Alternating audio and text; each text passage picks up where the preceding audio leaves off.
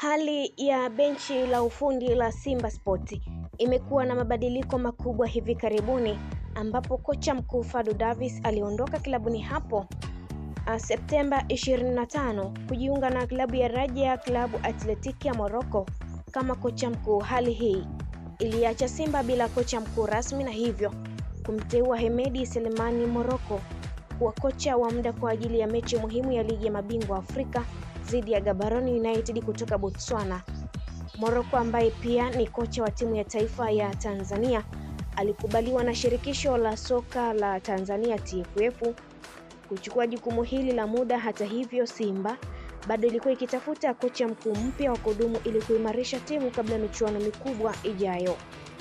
Kwa sasa Simba inahitaji udhibiti katika benchi la ufundi ili kuhakikisha mafanikio. Hadi sasa Simba haijatangaza kocha mkuu mpya wa kudumu kufuatia kuondoka kwa Fadlu Davis.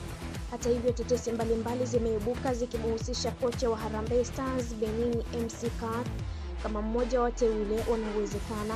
MC Kat, ambaye alichukua nafasi ya kocha mkuu wa Harambee Stars March 2025, alionyesha mafanikio makubwa akiwaongoza Kenya kufika robo fainali ya kombe la mataifa ya Afrika CHAN 2024. Jambo lililoongeza umaarufu wake katika soka la Afrika. Kwa sasa MC Kat anatajwa kama mmoja wa wateule wanaowezekana kuchukua nafasi ya kocha mkuu wa Simba baada ya kuondoka kwa Fadlu Davis. Simba inahitaji udhibiti katika benchi la ufundi ili kuhakikisha mafanikio katika michuano ya ndani na kimataifa. Kocha Fadlu Davis aliondoka Simba mnamo Septemba 22, 2025 baada ya kumaliza mkataba wake wa mwaka mmoja aliokuwa nao tangu alipojiunga na klabu hiyo kutoka Raja Club Athletic ya Morocco. Katika taarifa yake aliyotoa kupitia Instagram, Davis alieleza kuwa ameondoka kwa hiari na kwa moyo mzito, akiushukuru uongozi, wachezaji na mashabiki wa Simba kwa ushirikiano wao wakati wote wa utawala wake.